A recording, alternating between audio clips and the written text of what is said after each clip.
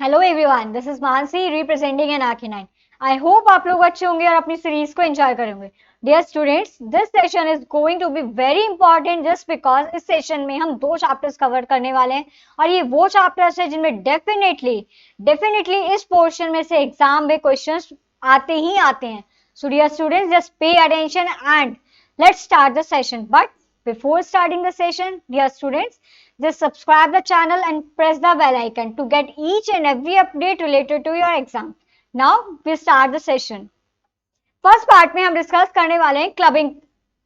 Clubbing का mean क्या हुआ कि हम किस पर्सन की किन केसेस में किसी पर्सन की इनकम को किसी दूसरे पर्सन के उसके रिलेटिव में, चाहे वो स्पाउस हो या डिफरेंट कैटेगरी में, उससे कनेक्ट करेंगे, उसमें इंक्लूड करेंगे, और किन केसेस में हम उस पर्सन की इनकम को उसमें इंक्लूड नहीं करेंगे। अब एक्सेप्शन केसेस क्या है कि अगर किसी पर्सन में कुछ उसमें किसी सेकंड पर्सन ने कुछ अर्न किया है उसके पर्सनल स्किल से, नॉलेज से, एक्सपीरियंस से, तो हम उसे उसके रिलेटिव में या उसके जो गार्जियन है उसमें इंक्लूड नहीं करेंगे। और सेकंड पार्ट में हम डिस्कस करने वाले हैं वो हम फर्स्ट पार्ट को सॉल्व करने के बाद ही देखेंगे कि सेकंड पार्ट में हम बहुत इंपॉर्टेंट और इंटरेस्टिंग चैप्टर डिस्कस करने वाले हैं। So the first question is that clubbing में हम फर्स्ट क्वेश्चन में डिस्कस करेंगे। इस चैप्टर के कॉन्सेप्ट्स बहुत इजी हैं, ध्यान से समझने वाले हैं, लेकिन अगर एग्जाम में यही कॉन्सेप्ट हमें कंफ्यूज कर देते हैं। रीजन क्या है उसका कि क्वेश्चन में बहुत माइनर सा चेंज होता है। क्वेश्चन पढ़ के हमें लगता है कि हाँ हमें इसका आंसर पता है, लेकिन क्वेश्चन में बहुत माइनर चेंजेस होते हैं जिससे हमारा आंसर गलत हो जाता है। तो मैंने आप लोगों को ये बात हमेशा कही है कि एग्जाम में एमसीक्यू पैटर्न है हमारे सब्जेक्ट का, तो हमें एग्जाम में अटेम्प्ट करना है तो हमें क्वेश्चन को बहुत अच्छे से कम 2 बार पढ़ना है। और नेगेटिव मार्किंग भी है, तो हमें जिन क्वेश्चन को बहुत श्योरिटी से हमें आते हैं हमें उन्हीं अटेम्प्ट करना है। नंबर ऑफ क्वेश्चन अटेम्प्ट करने के चक्कर में हम हमारे मार्क्स बहुत कम कर लेंगे, ऐसा हमें बिल्कुल भी नहीं करना है। जिन क्वेश्चन में हमें श्योरिटी है उन्हें ही हमें अटेम्प्ट करना है majorly. Clear? Now first question is the transfer of income without transfer of asset would be taxable in the hands of. Concept क्या बोल रहा है? ट्रांसफर क्या है? Income, but without transferring asset. Just take an example. ये property थी mister A की। Clear? Mister A ने इस प्रॉपर्टी को मिसेस ए को ट्रांसफर किया। सॉरी, प्रॉपर्टी को नहीं किया, इस प्रॉपर्टी से जो इनकम जनरेट हो रही थी, इस प्रॉपर्टी से इनकम जनरेट हो रही थी, whether it is a rental income, on lease hire income, कैसी भी इनकम थी, मिस्टर ए ने जो इनकम थी 50,000 की, इसे ट्रांसफर किया to Mrs A. Clear? But asset transfer नहीं किया। असेट ट्रांसफर नहीं किया। क्या किया? सिर्फ इनकम ट्रांसफर किया, असेट ट्रांसफर नहीं किया। उसके पीछे लॉजिक क्या था, रीजन क्या था मिस्टर ए का ट्रांसफर करने का? कि उनके हैंड में ये इनकम जनरेट नहीं होगी तो उन्हें टैक्स नहीं पे करना पड़ेगा। तो उन्होंने अपने टैक्स इवेशन के लिए, टैक्स बचाने के लिए इस इनकम को किसके ट्रांसफर करा? Mrs A. ठीक है? लेकिन इन दैट केस गवर्नमेंट क्या बोलती है, अगर किसी पर्सन ने अपने रिलेटिव को, स्पाउस को, अगर कोई असेट ट्रांसफर किए, कोई असेट की इनकम ट्रांसफर किए विदाउट ट्रांसफरिंग असेट, इंपॉर्टेंट क्या है? Without transfer of asset. अगर इनकम ट्रांसफर किया तो वो किसके हैंड में टैक्सेबल होगी? ट्रांसफरर। मिस्टर ए क्या हुए? Transferor, and missus A transferee. जिसने ट्रांसफर की दैट इज ट्रांसफरर, और जिसके हैंड में ट्रांसफर की दैट इज ट्रांसफरी। ठीक है? सॉरी, क्या बोल रहे हैं कि मिस्टर ए ने ट्रांसफर की है income of asset, but asset transfer नहीं किया है। तो गवर्नमेंट क्या बोल रही है कि इन दैट केस जो इनकम उन्होंने ट्रांसफर की है उसके हम उस इनकम को हम किस के हैंड में टैक्सेबल करेंगे? Transferor. So answer A is correct. The transfer of income without transfer of asset would be taxable in the hands of transferor only. समझ में आया क्या कॉन्सेप्ट था और क्यों हमने उसके हैंड में टैक्सेबल किया? Clear? Now next question is, बहुत इंटरेस्टिंग चैप्टर है।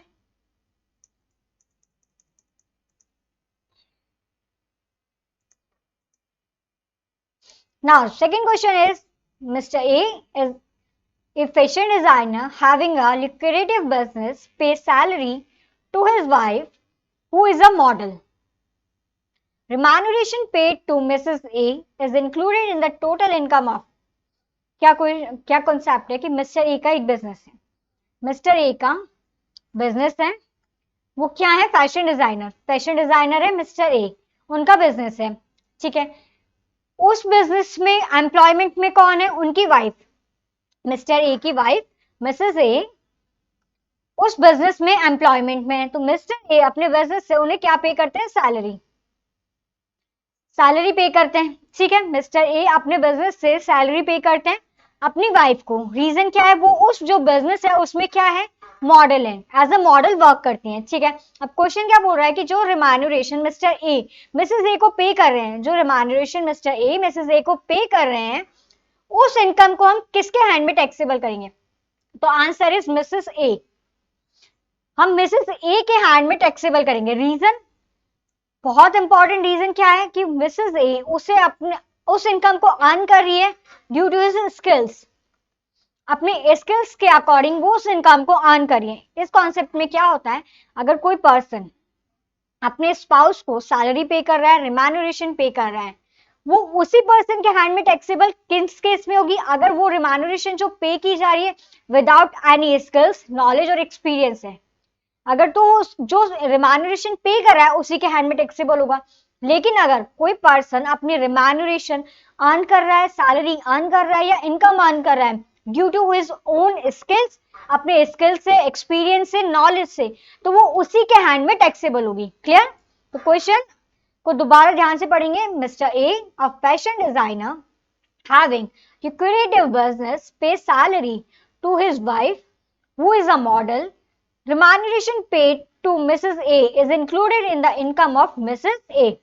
रीजन, क्यों मिसेस ए जो इनकम अर्न कर रही है वो किस वजह से कर रही है, अपने पर्सनल स्किल्स, नॉलेज और एक्सपीरियंस से। Clear, now got got it, समझ में आया कॉन्सेप्ट की, कॉन्सेप्ट क्या बोल रहा है। लेकिन अगर Mrs A in that in some cases, इसी सिचुएशन में अगर मिसेस ए के पास कोई एक्सपीरियंस नहीं है, कोई नॉलेज नहीं है या कोई स्किल्स नहीं है, तो जो रिम्यूनरेशन मिस्टर ए इन्हें पे कर रहे हैं वो किसके हैंड में टैक्सेबल होगी, मिस्टर ए के हैंड में टैक्सेबल। लेकिन in that, only in that case if Mrs A has no skills, experience and knowledge. Clear, वो जस्ट टैक्स इवेशन के लिए उसे सैलरी पे कर रहे हैं। Clear, now next question is, I hope concept आपको समझ में आएगा कि कोई पर्सन अगर अपनी अर्निंग से, अपनी स्किल से उस इनकम को जनरेट कर रहा है तो वो उसी के हैंड में टैक्सेबल होगा। लेकिन अगर वो विदाउट एनी नॉलेज, एक्सपीरियंस और स्किल्स के इनकम जनरेट कर रहा है तो वो उसके हैंड में टैक्सेबल होगा जब उसे सैलरी पे कर रहा है। उसके सैलरी उसे पे करने के पीछे कॉन्सेप्ट क्या हो सकता है कि वो सिर्फ अपने टैक्स को, इनकम को कम करने के चक्कर में, इनकम को कम शो करने के रीजन से उसे सैलरी पे कर रहा हो। Clear, now third question is, if Mr. A and Mrs. A both have substantial interest in a concern and both are in receipt of remuneration from that concern, then what will be tax consequences? Question में concept क्या, इसमें concept क्या work करेगा कि अगर substantial interest है, substantial interest हम किस टर्म में कैलकुलेट करते हैं, 20% or more, 20% or more, weather equity और प्रॉफिट, या तो इक्विटी 20% और मोर, इक्विटी उनके हैंड्स में, वोटिंग पावर उनके हैंड्स में, या उस कंसर्न से 20% और मोर उन्हें प्रॉफिट जनरेट हो रहा है। क्लियर, इस टर्म में हम किसे कैलकुलेट करेंगे, सब्सटेंशियल इंटरेस्ट को, सब्सटेंशियल इंटरेस्ट को। क्लियर, अब mister A and missus A both have substantial interest, एक फर्म है, एबीसी फर्म है, ठीक है। दूसरा एग्जांपल देखते हैं, बीसीडी फर्म है, ठीक है, बीसीडी फर्म है, इसमें मिस्टर ए एंड मिसेस ए दोनों का सब्सटेंशियल इंटरेस्ट है इन दिस फर्म। अब इनसे जो इनकम इन्हें जनरेट हो रही है उसके टैक्स कॉन्सिक्वेंसेस क्या होंगे, इन दोनों में से मिस्टर ए और मिसेस ए, जिनमें से इनकी इनकम, इनमें से जिसकी इनकम ज्यादा होगी, जिसकी इनकम इसमें से ज्यादा होगी उसके हैंड में हम उस टोटल इनकम को इंक्लूड करके टैक्सेबल करेंगे। क्या मैंने क्या बोला, ध्यान से सुनना कि जिसमें मिस्टर ए या मिसेस ए, जिनमें से, इन दोनों में से जिसकी इनकम ज्यादा होगी, जिसकी इनकम ज्यादा होगी उसके हैंड में हम टोटल इनकम को टैक्सेबल करेंगे। क्लियर, नाउ ऑप्शन देखते हैं, Again, I am repeating question. Mr. A and Mrs. A both have substantial interest in a concern and both are in receipt of a remuneration from that concern. Then what will be the tax consequences? What will be the tax consequences? Option क्या क्या given है हमें? मैंने आपको क्या बताया कि जिसकी इनकम ज्यादा होगी उसके हैंड में हम टैक्सेबल करेंगे और substantial interest 20% or more either having voting rights or equity or generate 20% or more profit from that concern. Clear? So answer C is correct. Remuneration shall be clubbed in income of individual whose income is higher. जिसकी income ज्यादा है, चाहे mister A की income ज्यादा है या Mrs A की income ज्यादा है, टोटल इनकम उसी के हैंड में इंक्लूड करके टैक्सेबल करेंगे. Clear? Now next question is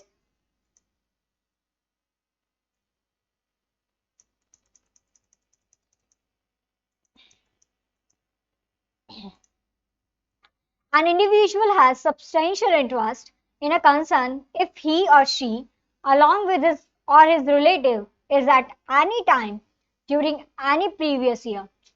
Substantial interest हम कैसे कैलकुलेट करेंगे?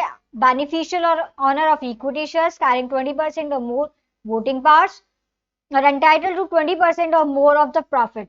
मैंने अभी आपको लास्ट क्वेश्चन में यही डिस्कस किया कि सब्सटेंशियल इंटरेस्ट को हम कैसे कैलकुलेट करेंगे. So answer C is correct. Both A and B, या तो beneficial owner of equity shares 20% or मोर या वोटिंग राइट्स है इस परसेंटेज में, या 20% और मोर प्रॉफिट के लिए एंटाइटल है. Clear? Now moving to the next question. I hope यहां तक कॉन्सेप्ट आपको समझ में आ रहे होंगे.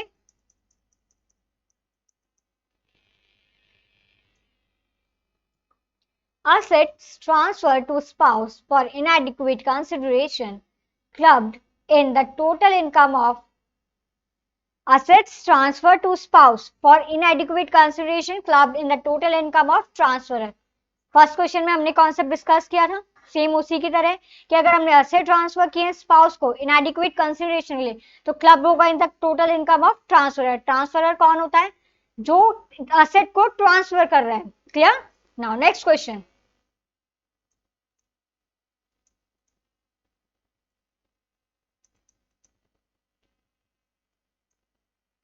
The relationship between transferor and the transferee should subsist at the time of. जो रिलेशनशिप है हमने टैक्स में देखा है कि कुछ टैक्सेबल प्रोविजंस ऐसे हैं कि अगर रिलेटिव से हमने लिया है तो वो टैक्सेबल नहीं है. अब रिलेटिव को, जो रिलेटिव की डेफिनेशन को हमें उसमें कंसिडर करना है वो किस टाइम पे उनके ड्यूरिंग विच टाइम उनके बीच में वो रिलेशनशिप मेंटेन होना चाहिए. At the time of transfer और whether at the time of accrual of income. या तो हमने कोई एसेट ट्रांसफर किया उस टाइम पे या उस एसेट ट्रांसफर की जो इनकम जनरेट हुई उस टाइम पे. So answer is both. The transferor and the transferee must in a relationship with both time at the time of transfer of asset or at the time of accrual of the income. Clear? The relationship between transferor and transferee should subsist at the time of transfer of the assets or accrual of income. Accrual of income. At the both time, the transferor and transferee must in a relationship. Clear? Now, moving to the next question.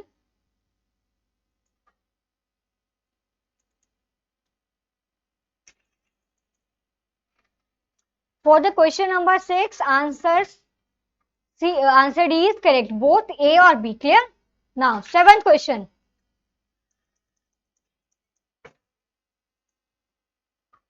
Exemptions of dash will be available under section 10 subsection 32 to the parent in respect of clubbing income of minor children. Minor children है उसकी income किस में club होती है? Parents की income में. Parents की income में भी उस पर्सन की इनकम में जिसकी इनकम ज्यादा है before clubbing that income. Just take an example. Mister A and missus A, ठीक है, बोथ इन एम्प्लॉयमेंट या बिजनेस है, वो दोनों इनकम जनरेट कर रहे हैं. मिस्टर ए इनकम जनरेट कर रहे हैं 60,000, मिसेस ए इनकम जनरेट कर रही है 70,000. इन दैट केस इनका कोई माइनर चिल्ड्रन है? इसकी कुछ इनकम है, माइनर चिल्ड्रन है जो सी है उसकी कुछ इनकम है। अब इस इनकम को हम किस में क्लब करेंगे? क्या तो मैं उस पर्सन की इनकम में जिसकी इनकम ज्यादा है, जिसकी इनकम ज्यादा है। तो इसका एज पर दिस एग्जांपल हम इस सी की इनकम किस में क्लब करेंगे? To Mrs A. Minor children की जो इनकम एग्जाम्पशन इनकम क्लब होती है वो पेरेंट्स की इनकम में होती है। पेरेंट्स की इनकम में किस पेरेंट की में होगी? वेदर मदर और father whose income is greater than before clubbing the income। Suppose mister A C की इनकम थी 10,000, ठीक है। Before clubbing this income whose income is greater, whose income is higher, and that case in that person the income of C will be clubbed। Clear? उस person की income में हम club करेंगे जिसकी इनकम ज्यादा है before clubbing the income of minor children. Clear? ये तो हमने क्लबिंग का प्रोविजन देखा। अब इसके लिए कुछ डिडक्शंस अवेलेबल है। अगर आप अपने चिल्ड्रन की माइनर चिल्ड्रन की अपनी इनकम क्लब कर रहे हैं तो उसके लिए आपको डिडक्शन अवेलेबल है अप टू 1500 पर children 1500। Clear? So answer A is correct. Exemption of 1500 will be available under section 10 subsection 32 to the parent in respect of clubbing income of minor children। clear? I hope समझ में आया होगा यहां तक। now next question, minor children में next concept भी बहुत interesting है। अगर कोई माइनर चिल्ड्रन अपनी इनकम अर्न कर रहा है तो वो इंक्लूड होगी पेरेंट्स की इनकम में, but there is an exception. एक एक्सेप्शन का केस क्या है जिसमें हम माइनर इनकम की माइनर चिल्ड्रन की इनकम को टैक्सेबल करेंगे उसी चिल्ड्रन के हैंड में। एक्सेप्शन केस क्या है कि अगर उस चिल्ड्रन ने कोई इनकम जनरेट की है, कोई इनकम जनरेट की है due to his own skills, उसके अपने स्किल्स से। जैसे अगर हमने एग्जांपल देखें, कुछ डांसिंग प्रोग्राम्स होते हैं, रियलिटी शोज होते हैं लाइक इंडियन आइडल्स, डीआईडी, इनमें जो बच्चे अगर परफॉर्म कर रहे हैं या चाइल्ड आर्टिस्ट होते हैं, ये जो परफॉर्म कर रहे हैं वो अपनी स्किल से इनकम जनरेट कर रहे हैं तो वो उन्हीं के हैंड में टैक्सेबल होगी। इन दैट केस हम उनकी इनकम को पेरेंट्स में क्लब नहीं करेंगे। Clear? Now next question is income of minor children shall be included in income of that parent whose total income is greater before clubbing that income। clear? ये concept अभी हमने discuss किया। so as per the question, income of minor children shall be included in income of that person, that parent whose total income is greater than before clubbing that income। clear? so option A is correct। now next question,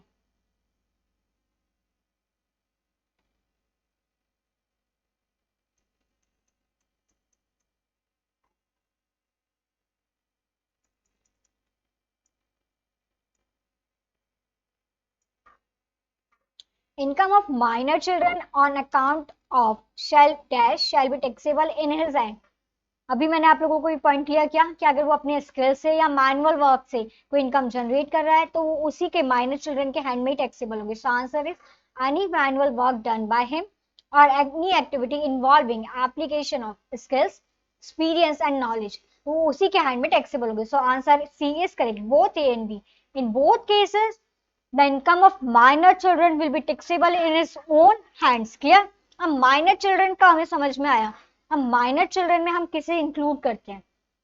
minor children उनके खुद के children, including step child और including adopted child. अगर कोई step child है वो भी minor children में उनके इंक्लूड होगा, या कोई अडॉप्टेड चाइल्ड है वो भी माइनर चाइल्ड में इंक्लूड होगा। क्लियर?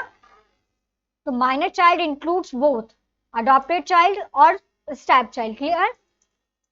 now next question भी यही है, minor child includes step child as well as adopted child। clear? so answer C is correct। now next question,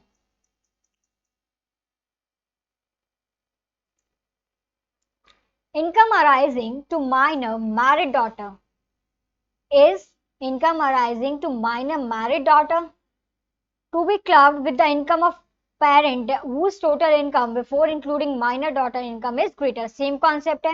अगर यही डॉटर माइनर नहीं होती, मैरिड होती, तो उनके हस्बैंड की या उनके खुद के एज पर द डिफरेंट केसेस उसमें टैक्सेबल होती। माइनर है, मैरिड है, अगर डॉटर माइनर है ओनली इन दैट केस उनके पेरेंट्स की इनकम में टैक्सेबल होगी, पेरेंट्स में किस में, जिसकी इनकम ज्यादा होगी। Clear? Now next question, I hope ये कॉन्सेप्ट आपको क्लियर होगा। Now next question,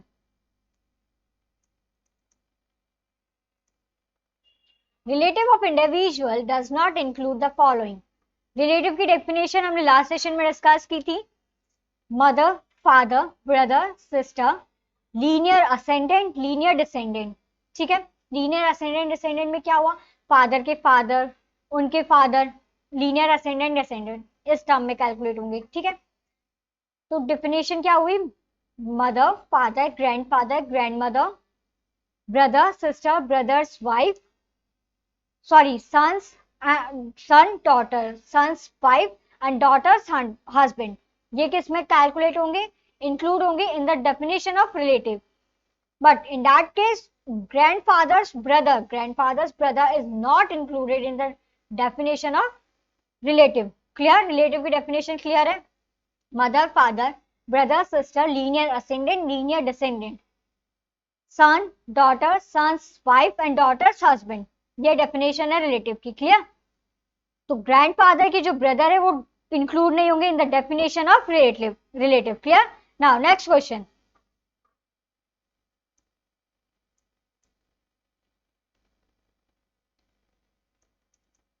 the provision of clubbing of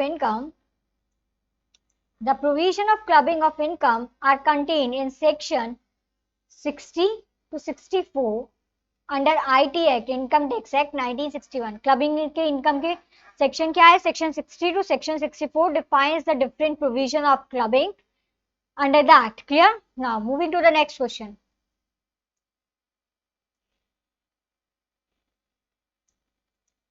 The income transfer without transferring the asset may be transferred under income transfer किए विदाउट ट्रांसफरिंग असेट, किन cases में हो सकता है, settlement, trust, covenant. So answer is D. In these cases the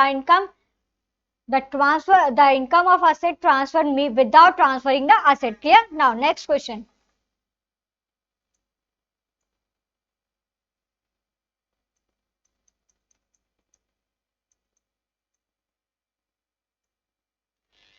if an asset is transferred under a revocable transfer, income will be taxable in a hand of, अगर transfer हुई under revocable transfer, so income will be taxable in the hand of transferor. Clear? I hope यहाँ तक concept समझ में आया होगा। अब हम नेक्स्ट पार्ट का स्टार्ट करने वाले हैं। नेक्स्ट पार्ट में हम डिस्कस करने वाले हैं सेट ऑफ को। क्लबिंग के प्रोविजन क्लियर है कि किन केसेस में हम क्लबिंग को किसी पर्सन को किसी दूसरे पर्सन की इनकम में इंक्लूड करेंगे और किन केसेस में एक्सक्लूड करेंगे। Clear?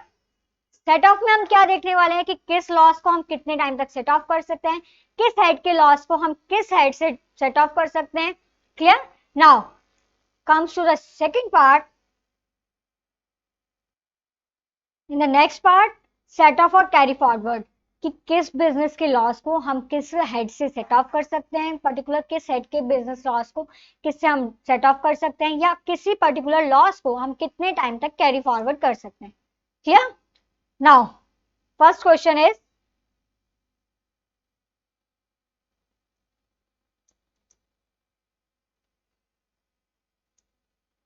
the following shall be regarded as income from undisclosed source. The following shall be regarded as income from undisclosed source. Cash credit, unexplained investment, unexplained money. These all three are included from the income from undisclosed source. Undisclosed source क्या हुआ कि particular कोई डिस्क्लोजमेंट नहीं है, कोई transparency नहीं है कि आपकी इनकम कहाँ से जनरेट हो रही है। वो गैम्बलिंग का भी हो सकता है, बैटिंग का भी हो सकता है, रेसेस का भी हो सकता है, कैश क्रेडिट भी हो सकता है। तो अनडिस्क्लोज सोर्स समझ में आया जिनका पर्टिकुलरली कोई ट्रांसपेरेंसी नहीं है कि इनकम कहाँ से जनरेट हो रही है, हम उसे लीगली ऐसे डिस्क्लोज नहीं कर सकते। अनडिस्क्लोज सोर्स में कौन कौन इंक्लूडेड है, कौन कौन सी टर्म इंक्लूडेड है, cash credit, unexplained cash, unexplained investments. Clear? So as per for the question number 16, answer D is correct, all of the above. Clear?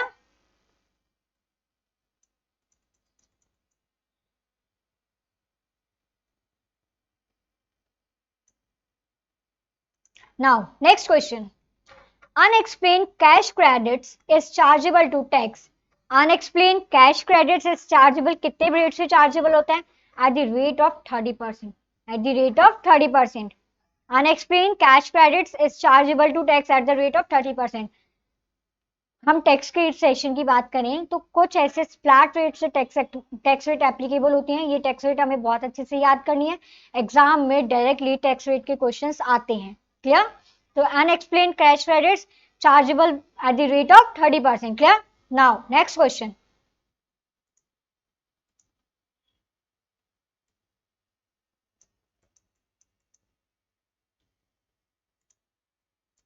Section 70 enables set-off of losses under one source of income against another source under same head except, again I am repeating question, Section 17 enables set-off of losses under one source of income against another source of income, another source under same head except section 70 enables का, section 70 allow करता है कि आप particular किसी head की income, head के loss को किसी अदर हेड के इनकम से सेट ऑफ कर सकते हैं. But in which, in certain cases ये सेक्शन एप्लीकेबल नहीं होता. लाइक अगर लॉन्ग टर्म कैपिटल लॉस है तो ओनली वो it will be set off by the long term capital gain.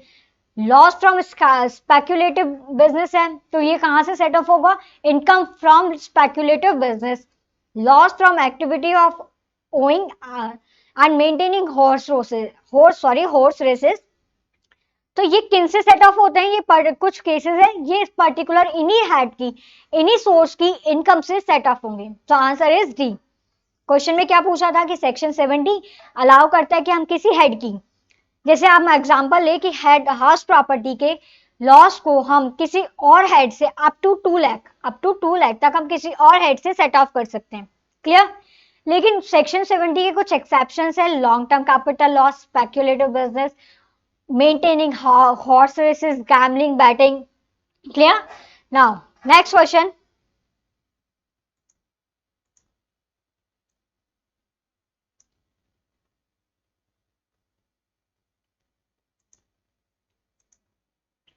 brought forward loss from house property can be set off. हमने अभी ये डिस्कस किया. Against any other head to the extent of 2 lakh. Against any head to the extent of 2 lakh. ये possible है कि अगर आप किसी और हेड से सेट ऑफ करें तो पर to the extent of 2 lakh, आप 2 लाख तक की उसके अमाउंट लॉस को सेट ऑफ कर सकते हैं. Against any income from house property without limit. So answer B is correct.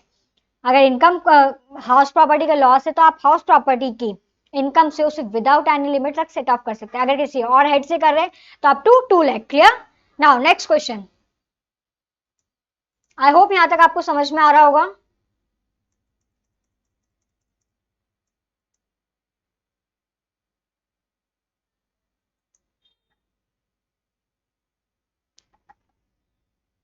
No loss can be set off against. No loss can be set off against. कोई भी loss किस income से set off नहीं होगा? Income winning from lotteries. Winning from lotteries. Reason क्या है? Particular income है, इनके टैक्सेबल प्रोविजंस अलग होते हैं, ये फ्लैट रेट से टैक्सेबल होती हैं. तो इनके जो लॉस होंगे वो पर्टिकुलर इसी हेड से सेट ऑफ होंगे और हम किसी और लीगल बिजनेस के लॉस को हम इससे सेट ऑफ नहीं कर सकते. तो ध्यान रखना, no loss can be set off against winning from lotteries. Clear? Now next question is unabsorbed loss from house property. Unabsorbed loss from house property can be carry forward. Loss कहाँ का है? House property का. उसको हम कितने year तक, कितने time तक के लिए सेट ऑफ कर सकते हैं, कैरी फॉरवर्ड कर सकते हैं? सो आंसर इज 8 ईयर्स. अगर हाउस प्रॉपर्टी का लॉस है तो हम उसे कब तक सेट ऑफ कर सकते हैं, वो कैरी फॉरवर्ड कर सकते हैं 8 ईयर्स तक. Clear? Now next question,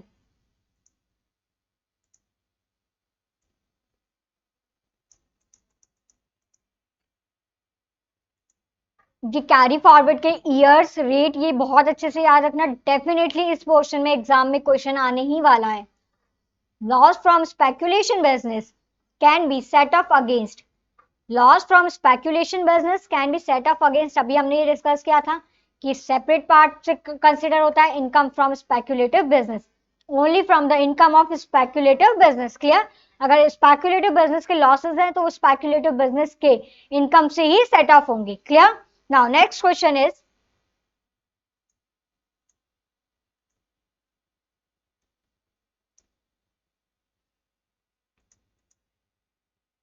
next question is speculation loss can be carried forward, speculation loss can be carried forward, speculation का लॉस किससे सेटअप होगा?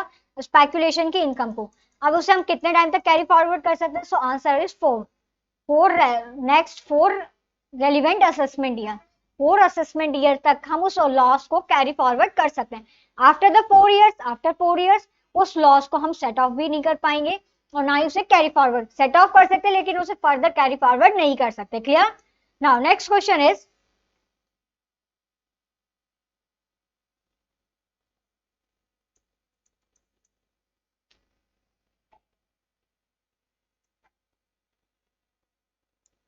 the amount of depreciation not absorbed in same year can be carried forward।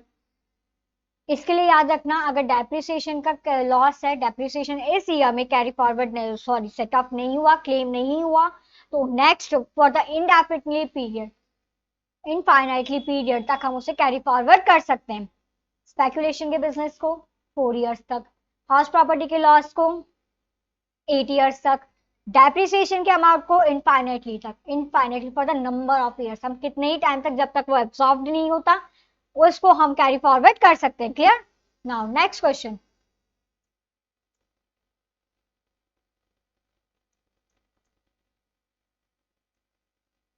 short term capital loss can be set off against, short term capital loss can be set off against long term or either long term or short term।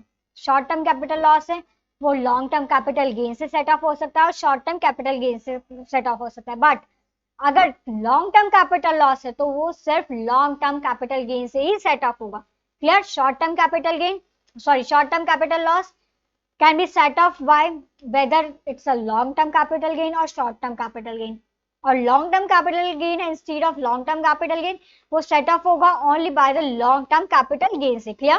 now next question, so answer C is correct for the question number 25। all right, now next question, answer की आप लोगों के लिए इसी session में available है, आप इसे फर्दर भी प्रैक्टिस कर सकते हैं। Now, next question. Business loss of an amalgamating company. Business loss of an amalgamating company shall be carried forward and set off in the hands of amalgamated company subject to certain condition। amalgamated company है, amalgamating company के जो business losses हैं, जो further जो company बन के आएगी, जो फर्दर अमलगमेटेड एंटिटी हो गई, वो उस लॉसेस को कैरी फॉरवर्ड कर सकती है but up to certain condition, but up to certain conditions। clear? now so answer B is correct। now next question,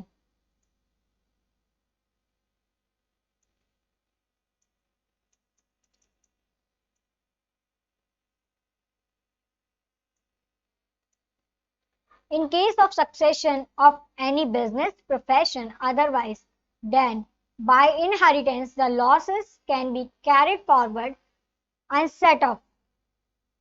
in case of succession of business or profession otherwise than inheritance the losses can be carried and set off only by the person incurring the loss।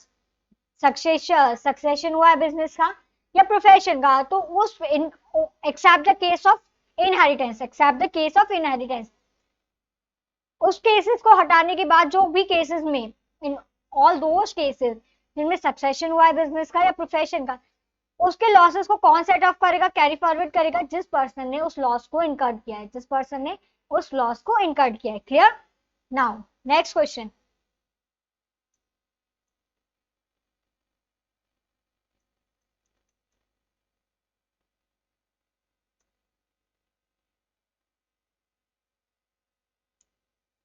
in case of amalgamation under section 72A after fulfilling specified conditions accumulated losses can be carried forward for 8 years in the hand of amalgamated company.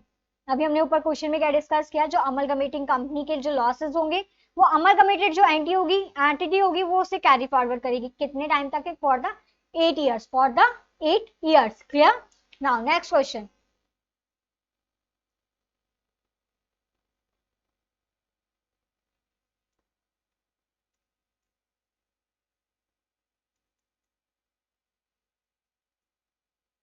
Loss from loss from specified business can be carried forward for indefinite period. Indefinite period. अब तक हमने चार property का देखा, चार income का देखा कि किन के लॉस किस तक होता है, किस तक सेट कैरी फॉरवर्ड हो सकते हैं. हाउस प्रॉपर्टी बहुत अच्छे से रिवीजन करेंगे जिससे हमें जल्दी से याद हो. House property 8 years, specified business indefinite period, depreciation indefinite period, speculative business 4 years. Clear? याद हुआ? आई होप यहाँ तक आप लोगों को समझ में आया होगा. इस सेशन में हमने क्लबिंग और सेट ऑफ के मेजर प्रोविजंस को रिवाइज भी कर लिया और उसके क्वेश्चंस भी सॉल्व कर लिए. इन द नेक्स्ट सेशन हम बहुत इंटरेस्टिंग चैप्टर को डिस्कस करने वाले हैं. So dear students, if you want these PDF, you should send your PDF request to the official number of NRK9. And if you have any kind of query, you can put your queries on the comment section or to official number of NRK9. So dear students, enjoy the series and get ready for the next part. Thank you everyone.